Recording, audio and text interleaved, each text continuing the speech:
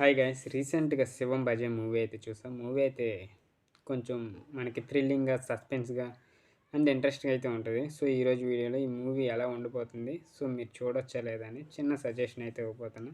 So వీడియోని ఎవరైతే కొత్తవారు చూస్తున్నారో, సో స్టోరీస్ కోసం మన ఛానల్ తప్పకుండా అయితే సబ్స్క్రైబ్ అయితే చేసుకోండి. సో ఈ టాపిక్లోకి వెళ్ళిపోతే, మూవీ స్టోరీ మీకు చెప్పడానికి చిన్న లాజిక్ అయితే చెప్తా. సో అన్ఎక్స్పెక్టెడ్గా హీరోకి అయితే కళ్ళు పోతాయి.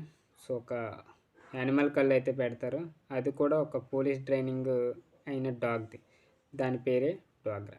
సో దాని కళ్ళు పెట్టిన వెంటనే మనోడికి ఆ డాగ్రా చేసే కొన్ని జ్ఞాపకాలు, ఆ మెమరీస్ అయితే కొంతమంది కొన్ని సిచ్యువేషన్లో కొంతమంది కలిసినప్పుడు తన బ్రెయిన్కు సంథింగ్ ఏదో అవుద్ది. సో ఆపరేషన్ చేసిన డాక్టర్ అయితే అవి మనిషి కళ్ళు కాదు, కుక్క కళ్ళు అని అయితే తేల్చి చెప్తారు. సో ఆ కుక్క ఏంటంటే ఆర్మీడ్ ట్రైనింగ్ డాగ్స్ ఉంటాయి కదా, తెలంగాణ పోలీస్ ట్రైనింగ్కి వచ్చి కొన్ని డాగ్స్ని, అది స్పెషల్ డాగ్ అంట. ఎన్నో బాంబు యాక్టివిటీస్ని స్టాప్ చేసింది. అండ్ చాలా ఆపరేషన్స్ అయితే చేసింది. అంటే ఆర్మీ సంబంధించినవి కాబట్టి అవి అయితే చేసింది. సో ఇవన్నిటిని మన డాంగిరీ కోసం మనోడికి మళ్ళీ నా హ్యూమన్ కళ్ళు కావాలని చెప్పి డాక్టర్ మీద గొడవ పడతాడు. సో ఆ జ్ఞాపకాలు పోతే నాకు వద్దని చెప్పి ఆ కళ్ళుని ఉంచేసుకొని, సో కుక్క అయితే అదే ఆ డాగ్స్ అయితే కాపాడుతుంటాయి మనోడిని.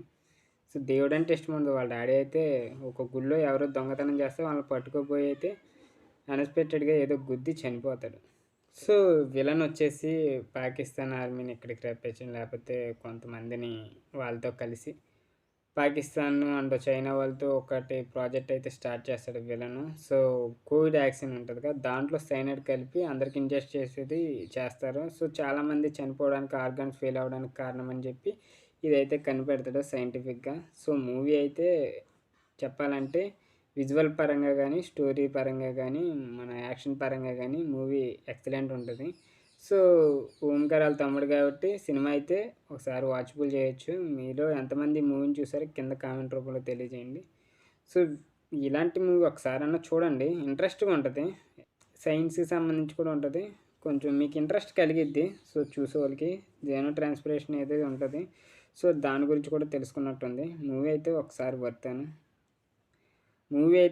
అయితే వర్త్ వాచబుల్లే, చూడండి. సో ఒకసారి ఫ్రీ ఉన్న టైంలో అయితే వాచ్ చేయండి. సో ఈ మూవీ సజెషన్ నచ్చితే తప్పకుండా లైక్ చేయండి. ఈ మూవీని మీలో అంతమంది చూసారో కింద కామెంట్ రూపంలో తెలియజేయండి.